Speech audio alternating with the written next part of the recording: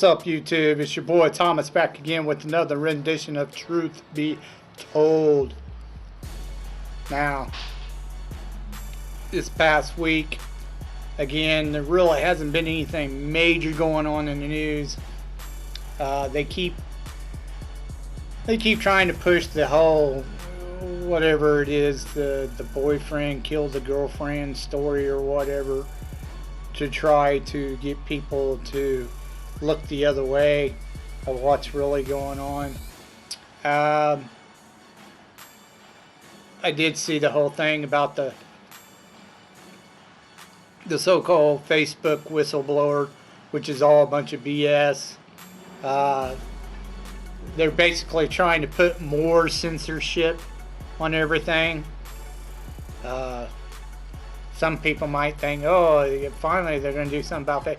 No. They're trying to do it everywhere, and it's a far leftist move to try to get people on board to do more censorship. We need the opposite, less censorship. Another thing with the new Nazi regime, you know, this whole mandate. Now that they're trying to push it to where everyone has to get back if they want a job, which is literally unconstitutional. It is breaking a lot of laws, and the Democrats know this, and so do the far leftists, but they're trying to push it anyway. And if you don't see this as Nazi, socialism, communism, Nazi shit, you're a fucking idiot or you're a fool. Stop being an NPC. Wake the fuck up and realize what's fucking going on. The new Nazis are trying to take over America, and we can't let that happen. But anyways, that's all I really saw with the new Nazi regime going on and their mandates, which has literally been proven your own immune system is 100% more effective. The vax is all political. Everyone knows that crap. It doesn't really work the way it's supposed to. And the mask mandate is just dumber than shit. Masks don't work. That's been proven. So, it's all political crap. It's a bunch of bullshit to try to take your rights away. So, hopefully more Americans start waking up and fighting back. That's all I got to say about all that. Alright, let's move on. I just got done binge watching all 8 seasons of Monk. This is a TV show back in the day. It started like 2002 or 4 or somewhere around there. Lasted 8 seasons. And it started Tony Shalhoub, who played as Monk.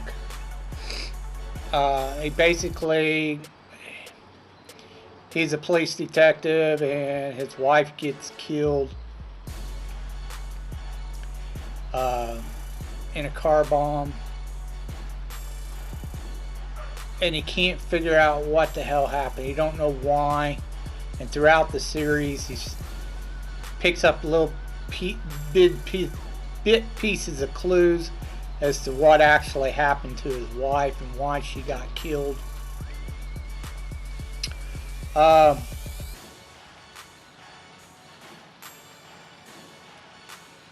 He's supposed to be like this super great detective, but when his wife died, it screwed him up really bad. He kind of had a real huge breakdown. And at the beginning of the show, you start off, it's supposed to be like 3 years after his wife died. And a woman named Sharona is his nurse, and she helped him recover from that. his best friend is, of course, the captain of the police department, the San Francisco Police Department. And he kind of starts consulting, or asking him to consult on cases, which Monk does, and starts helping him out. And like I said, throughout the series, he's trying to figure out who killed his wife. He's also trying to get reinstated back into the police force. But he's having a difficult time doing that. He does see a shrink throughout the series. He's trying to help him out as well. Now, about this third season, about halfway through, Sharona leaves. Now, I don't know why they got rid of the character Sharona. I think it has something to do with the actress. I don't know. I never really dug into it and found out what was going on. And the only reason why is because even though I was okay with Sharona, the Sharona character, you had some funny moments with her. I just thought when they brought in Natalie Teeger, which was Trailer Howard, man, that woman, whew, that's a good looking woman, just saying. Beautiful woman. But anyway, when she took her place as Natalie Teeger, it was just, I thought it was way better, honestly. I like the Natalie character much better. And the girl who played Julie, her daughter or whatever, as she grows up, I think she's, I'm not sure exactly how old she is now. She's either, I think she's in her early 30s or better. But she turned out to be a beautiful woman too, as she grew up. I thought she did a really good job as Emmy, or Emmy Clark was her name. I thought she did a good job as Julie. They made the show, I think. Them three did. Monk, Natalie, and Julie, those characters. You know, Captain and Randy, I actually didn't like, the one character I did not like was Randy's character.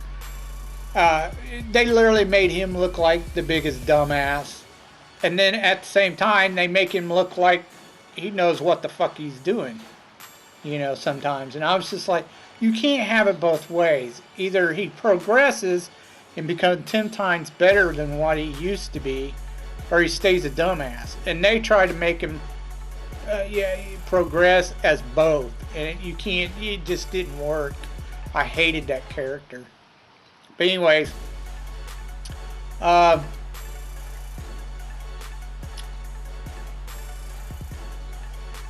there, I only saw really one major screw up. In season 5, episode 9, I noticed the episode where Monk meets his dad or whatever and goes on the road trip with him. There's a scene where they go to the cafe, and for whatever reason, if they're a member of the crew or TV crew or whatever got caught or whatever, it shows him jump behind the trailer of the truck, and you literally could see the dude's feet just standing there behind the truck. It was kind of dumb. I guess they just ignored it, kept rolling. Now, you had Tim Curry play a reoccurring bad guy called Dale the Whale.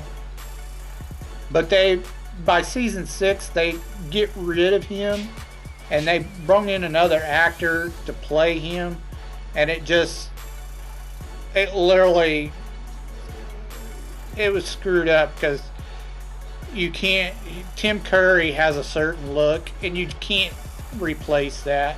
It looks stupid. The new actor it was dumb looking. Um, the guy who played, I can't remember, Stanley something, that played Dr. Kroger, he dies by season 6 in real life. So they also had him die in the show. He was replaced by another guy, which I can't think of his name, but I've seen him 100 times. He's a good actor too. He started playing Dr. Bell for the last couple of seasons.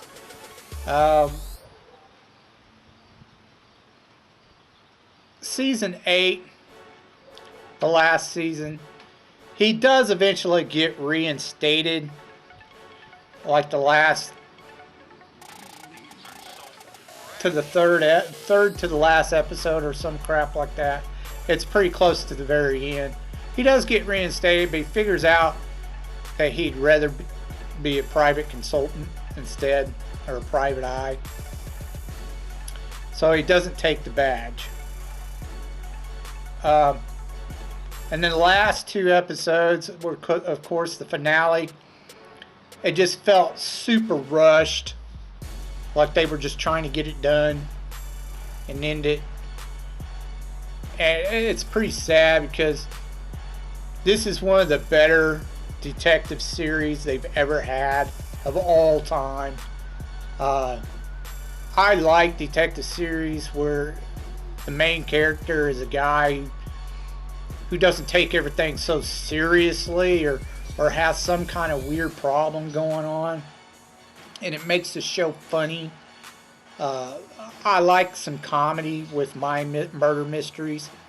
That's why I can't get into shit like Numbers or Bones or Criminal Minds, because it's CSI shit, because it's too serious. I don't care for that kind of shit. I want some more comedy in with like this new horror show. I wish they'd come out with season 4, because I'm really liking it. You know, that kind of mentality. The guy's kind of a goofball or whatever, you know. I like that. This is probably the best detective series of all time. It really is. It's hilarious. I love this character. Some of the shit he pulls on Natalie is just fucking hilarious. But anyways, if you haven't checked out this series, I suggest you watch it. It's really, really fucking fantastic. The only other show that I know of that even comes close, not quite there, but close, I've already done a review on past videos if you want to check it out, and it's called The Mentalist. Just about as good as this show here. Almost. Not quite, but pretty damn close. Anyways, check out Monk. 2 thumbs up. I promise you won't be disappointed. Great show. Now, let's get on to our B-movie reviews. Alright, Movieholics, let's get on to your B-movie reviews. This month is all horror month.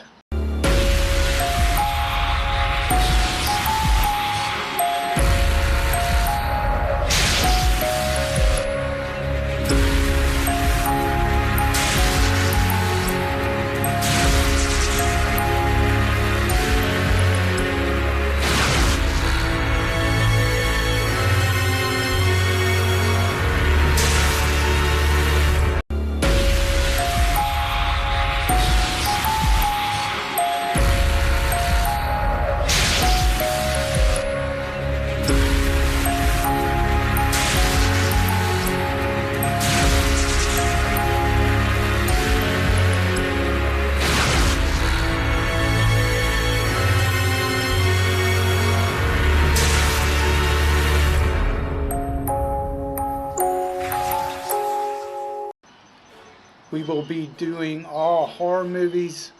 Tis the season, the month of October, so we will be doing all horror movies this month. I was originally going to do a couple of like creepy doll type movies.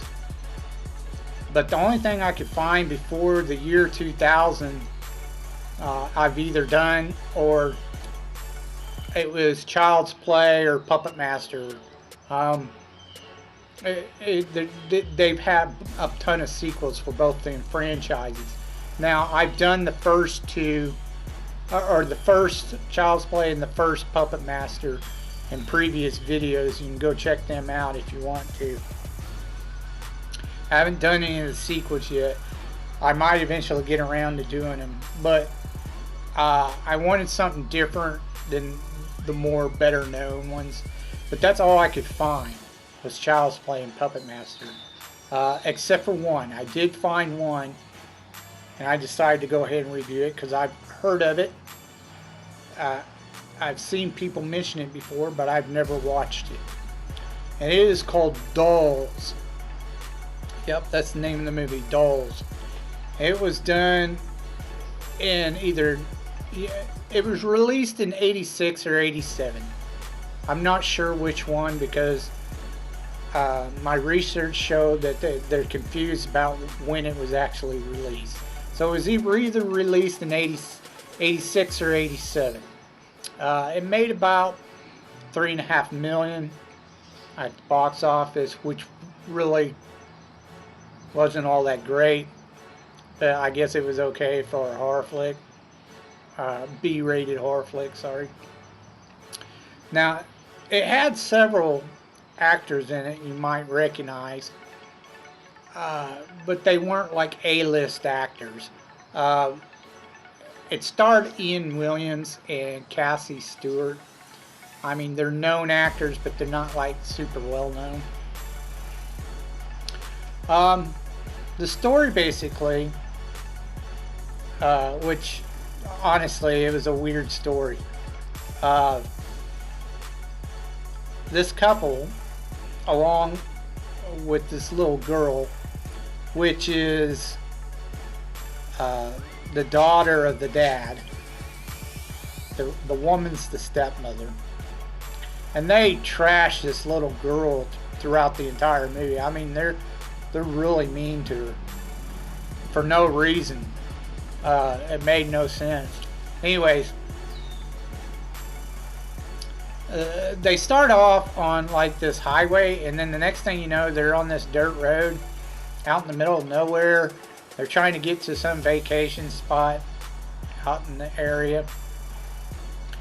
It starts thundering, storming, lightning, and then it starts raining, and they get stuck in the mud. They can't get out. And they notice this old Victorian mansion style house out in the middle of fucking BFE. So they go to the house. Nobody answers. They sneak in. An old couple that lives in the house catches them, and then tells, they explain why, they were trying to get out of the rain, blah blah blah. They got stuck. So I said, well, we can help you out till the morning. You can stay here. We don't have a phone, blah blah blah. This is before cell phones were a major thing. But they said they didn't have a phone, but they could get the car unstuck in the morning. That they should go ahead and stay the night for now during the storm. First, they decide to feed them. While they're feeding them, there's a couple of girls that were on the road that they bypassed earlier, trying to hitchhike. And the worst part about the acting was the two girls are trying to act like they're real British, super British, laying it on thick, these British accents, which was terrible, but whatever, Anyways, there's a guy who picks them up, and he shows up with the two girls while they're eating. And they join them. They decide to stay tonight until in the morning they get both their vehicles unstuck and get out of there. So, while they stay the night, they find out that the old man's a doll maker, and he has a shit ton of dolls all throughout the house. Now they eventually find out later that the old woman is actually a really, really old witch. Been around for a long time. Anyways, what she usually does, and with the doll maker's help, is their victims usually go into the dolls. Like they take their spirit and put it in the dolls, and that's how they make their dolls. One by one, the people get killed off until all that's left is the guy who brung the two British girls and the little girl. Now,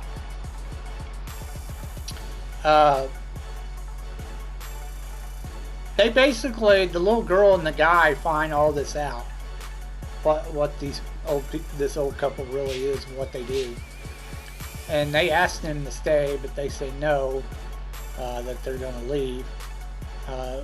But in a way, they kind of forget all that and what they don't even really take into account of why fucking everybody is gone except for them two. They just consider it normal for some reason. It was really weird. Anyway, the guy decides to go to Chicago, and on his way, he'll take the little girl with him and drop her off at her mother's house. Okay, whatever. Anyways, in the end, you see the dolls of the four that they killed off. Now they're dolls. And as the credits are rolling, you see another couple or a family. Not a couple. It's a family. There's like a mom and dad and two boys or something like that. Anyway, they're stuck now in front of the house. I mean, it's a creepy story, but at the same time, it wasn't, the best of stories. It was okay. It wasn't bad. It just wasn't really all that great either. It was just okay. Now the dolls are of all kinds of variety, all kinds of different types of dolls. It wasn't like Puppet Master where, you had specific type of dolls or whatever that do specific type of things. Like Drill Head only does the drill, whatever. You didn't have that. It was just a bunch of whacked out dolls. Excuse me. Like I said, the acting was alright. It was decent enough. The special effects was okay. A lot of claymation type shit going on. It was alright. It wasn't horrible. The story was, it was okay. Wasn't that great, but I'd give it a 3. It was decent. Overall, this movie gets a 3 for me. It was okay. Wasn't horrible. Wasn't bad either. Or wasn't great and it wasn't horrible or bad. Thumbs up, thumbs down. Unless you're a real hardcore horror fan, it's a one-time watch.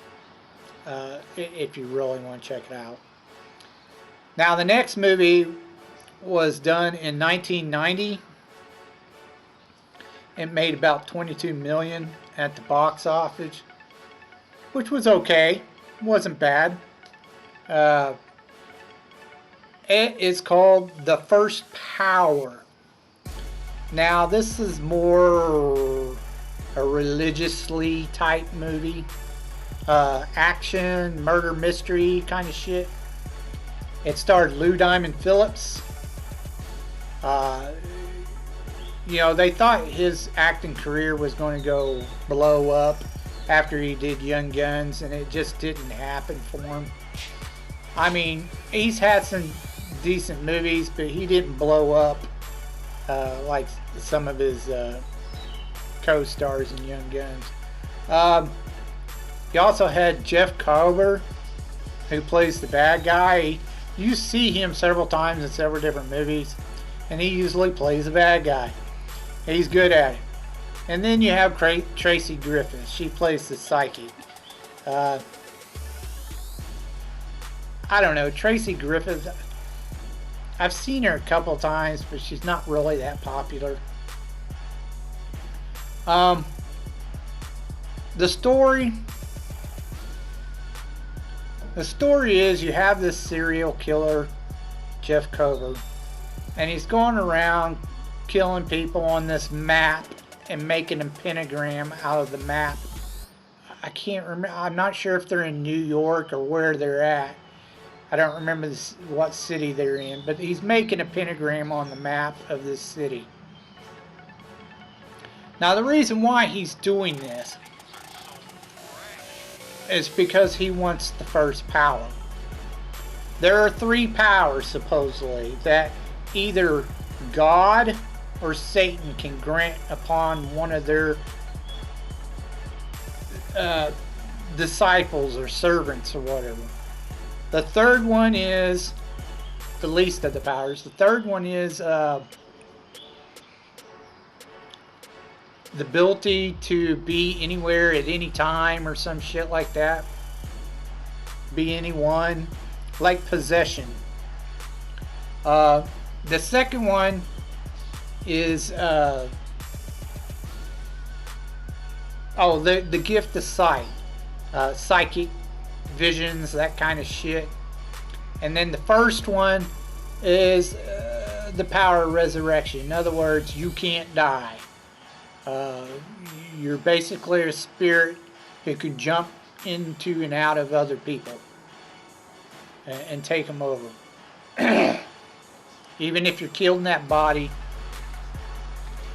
you can jump into another body. Lou Diamond Phillips, he's kind of like the protagonist, you know, the serial killer. He has a thing for him. He likes fucking with him. And then the psychic who's trying to help Lou Diamond Phillips catch the guy. He ends up having a thing for her too. Eventually they go to this nun who tells about the first power and tries to help him out. Eventually kidnaps the psychic girl. And the nun and him, they go to stop the guy. And of course there's some holy weapon, a knife on a crucifix. That's the only way to kill a person with the first power, because Jesus is the one who had all 3 powers, the only one to have all 3 powers, and his blood's on the crucifix and knife or some shit like that. Well, they eventually, of course, do it, and that's a lot of people die by that time, and that's the end of the movie.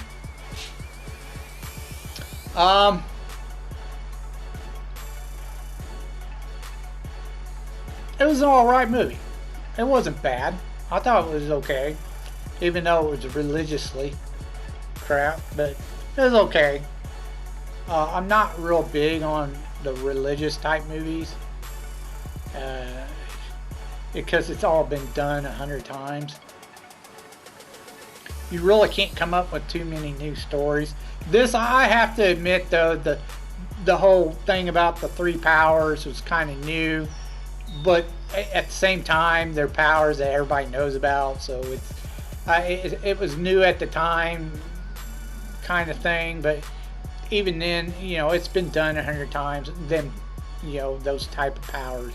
So yeah, it was okay. It had some religious background in the story, but other than that, it was more of a murder mystery action flick, which was alright. It wasn't bad.